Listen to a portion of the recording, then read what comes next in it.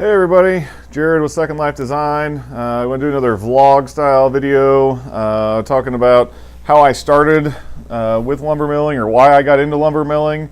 Seems to be something I'm getting asked a little bit more and more. Just want to kind of go over it, offer some advice. It's going to kind of dovetail into what my last vlog was about, and what it takes to get started, stuff I've learned.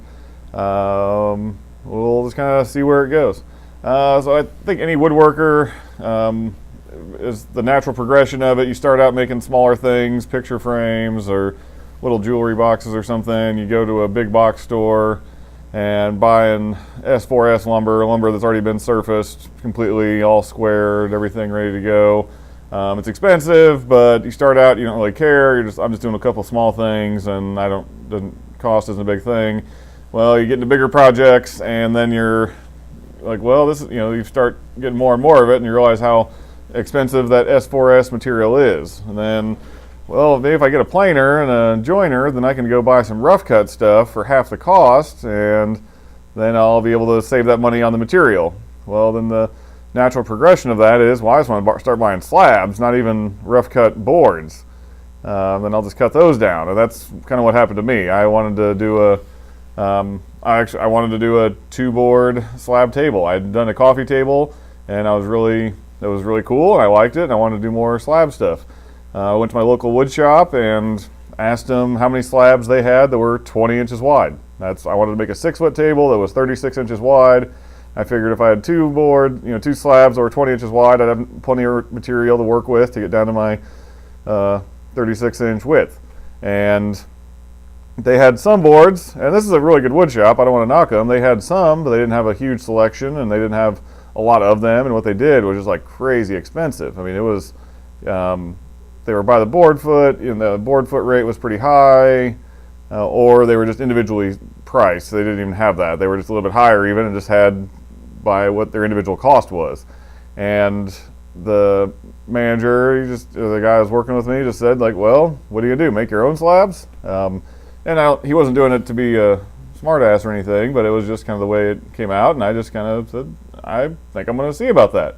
And I started searching Alaskan mill, bandsaw mill, sawmills, anything like that, and the Alaskan mill kind of just kept popping up. I found a lot of Matt Cremona's videos. I don't know if you've seen those. He's done a ton of slabbing videos, a lot of good content on. If you're interested at all in slabbing, all his series should definitely be a must. Even the woodworking stuff's great, but if the slabbing in general, if you're looking for that kind of stuff, he's a great resource. I try and cover things, but I don't do it ever in the same way that he does. So that's kind of where I got started. I wanted to have the rough material, and I wanted to make slab tables. I thought I wanted to make slab tables, and wanted to start milling my own logs. Going down the road of milling logs it creates its own problems. It introduces its own issues on its own. Supply is kind of a unique one. I work with some tree guys, like tree services, property owners. Where I'm at is a lot of farm ground. Farmers seem to always be okay with taking trees down. They don't really seem to care too much. If they're dead, I don't take anything living down. I just, unless it's in the way of construction, something like that, I don't try and take perfectly good trees down. I work with a lot of different resources. They come in a lot of different ways. I network with the other guys that mill in my area. I think that's important. Competition's not so much of a thing to me. I don't have the space for a large amount, so I'm a little bit more selective in the logs I get. The problem with that comes into, if you're talking to a tree service and you tell them you want big logs, you may not always get the most choice. Especially if they're going to be dropping them off to you. I've been fortunate where I'm getting people that drop things off to me. Give my location. It's a little bit easier for them to drop things off to me, so they don't mind all the time. But I don't get a lot of choice either. When I got that big walnut tree this fall, the guy called me and said, hey, I have a huge walnut tree, all the limbs, everything in the bed of my truck, his big boom truck. Said, if you want it, you can have it, but you got to tell me right now. So I had to take it sight unseen. He said it was a big tree. It was walnut, which is generally always a yes with me. And that's what I got. I ended up with a bunch of firewood, but that was okay. Helped some buddies out with some firewood. I got a bunch of slabs out of it, but that's the kind of stuff you get into. You have to just kind of be prepared for that if you want a good supply. If you're doing it on your own property, that may be a little bit different. You can kind of choose your own pace, but if you're working with other people, you have to kind of work with them as much as you have to. So that's been an interesting thing. I was talking to another guy that mills locally, and we both said like the actual milling time is very small.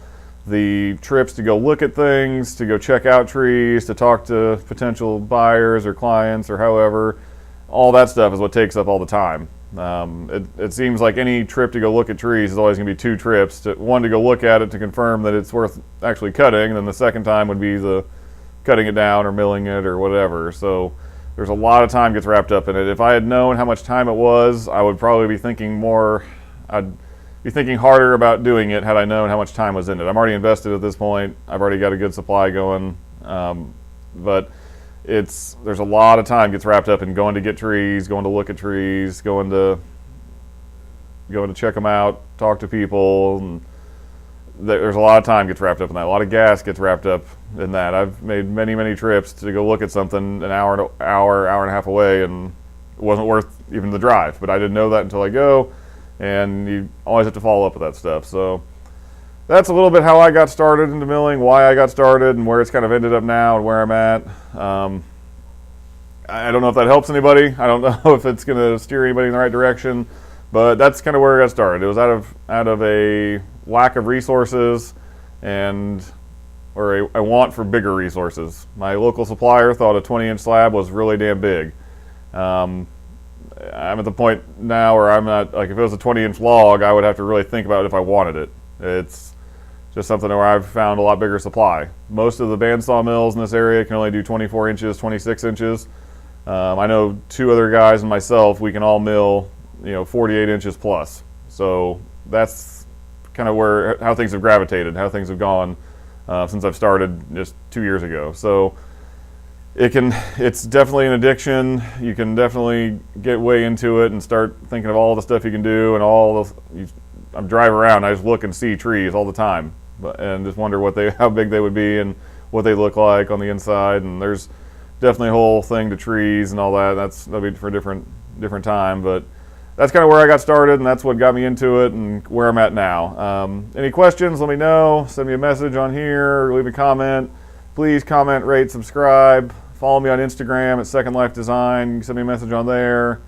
Any questions, let me know. Appreciate all the support. Thanks, guys.